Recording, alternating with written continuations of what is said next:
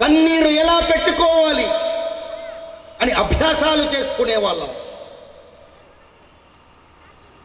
ఒక నటుడికి కావలసిన ప్రతి నైపుణ్యము కూడా నేను నేర్చుకున్నాను. యోగా, కరాటే, డాన్స్, కారు నడపటం, గుర్రపు సవారీ అన్నీ నేర్చుకున్నాను. ఎందుకంటే నా చిన్ననాటి కోరిక నటుడవ్వాలి. నటుడవ్వడం అంటే సులువైన పని కాదండి. నా పరిశ్రమలో ఉన్నారు, అందగాళ్ళు ఉన్నారు, వాళ్ళకు అవకాశాలు లేవు. అందం ఉంటే సరిపోదు, జ్ఞానం ఉంటే సరిపోదు నటుడు అవ్వడానికి.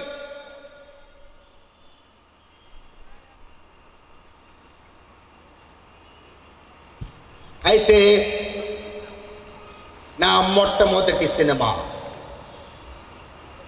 అక్కినేని నాగార్జున అనే నటుడు సినిమాలో నేను కూడా పరిచయం అయ్యాను.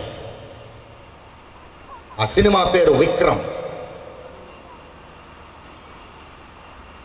ఆ తర్వాత దగ్గుబాటి వెంకటేష్, దగ్గుబాటి రామనాయుడు గారి కుమారుడు హీరో అయినప్పుడు, అంతకుముందు నేను ఆయన ఇంటికి వెళ్ళి 40 రోజులు ఆయనకి నటనలో శిక్షణ ఇచ్చాను. చెప్పుకోరు పెద్దవాళ్ళు చెప్పుకోరు ఇవన్నీ.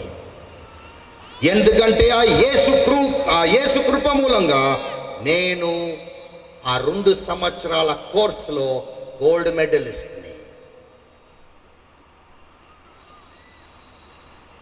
అలా ఈ రోజు వరకు ఎప్పుడో 500 సినిమాలు దాటిపోయాను. టీవీ సీరియల్స్ ఎన్నో చేశాను, సింగిల్ ఎపిసోడ్స్ ఎన్నో చేశాను. అయితే ప్రియులారా, ఈరోజు నేను ఒక గొప్పవాడిని, ఒక గొప్ప నటుడిని అని చెప్పడానికి రాలేదు. ఈరోజు ఈ వ్యక్తి ఎందుకు వచ్చాడో, ఈ వ్యక్తి మొదట్లో పలికే మాటలతో మీకు అర్థమై ఉంటుంది. ఈ మనిషి కనిపించకూడదు. ఏ దేవుడైతే ఈ జీవితాన్ని మార్చేశాడో ఆ దేవుడు కనిపించాలి. ఆయన తప్ప వేరే దేవుడు లేడు. నిజ దేవుడు, సజీవుడు, యెహోవా కుమారుడు, యేసుక్రీస్తు ప్రభువారు.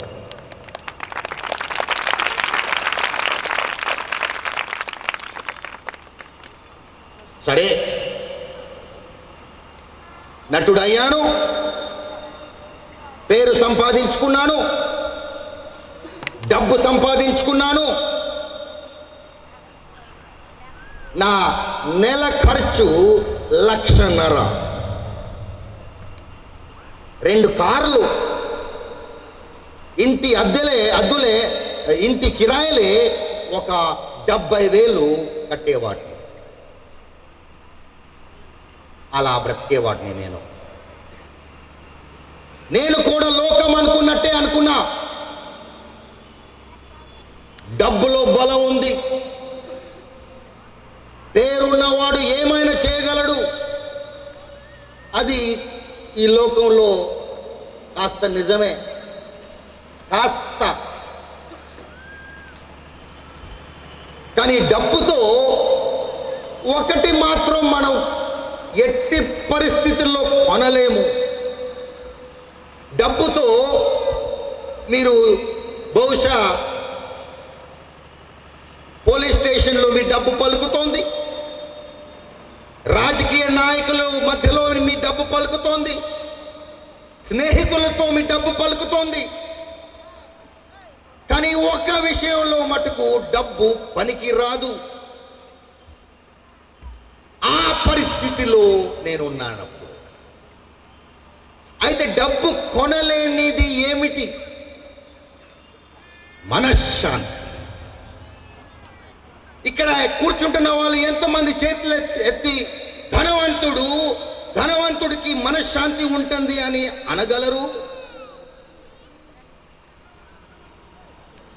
ఎంతమంది ఇక్కడ అనగలరు ధనవంతుడికి మనశ్శాంతి ఉంటుందని, ఆ డబ్బుతో అతను మనశ్శాంతి కొనగలడని. ఒక్కడు కూడా చెయ్యెత్తలే. ఎందుకంటే నిజమేంటంటే డబ్బుతో మనం మనశ్శాంతి కొనలేము.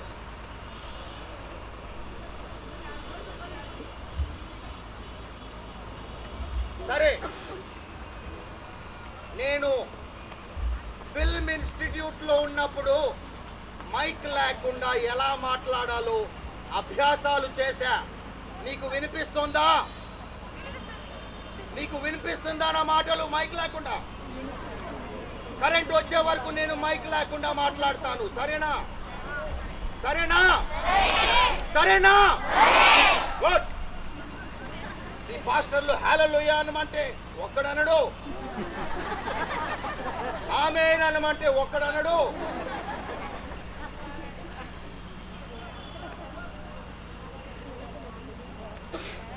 అయితే ప్రియులారా,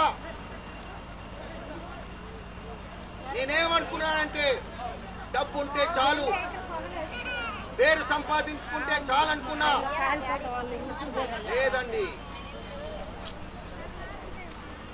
మా తల్లిదండ్రులు నాకు పెళ్లి చేశారు. చాలా చెడ్డ భర్తని నేను. నా భార్య నా ప్రవర్తన తట్టుకోలేక 3 సార్లు ఇల్లు విడిచి పారిపోయింది.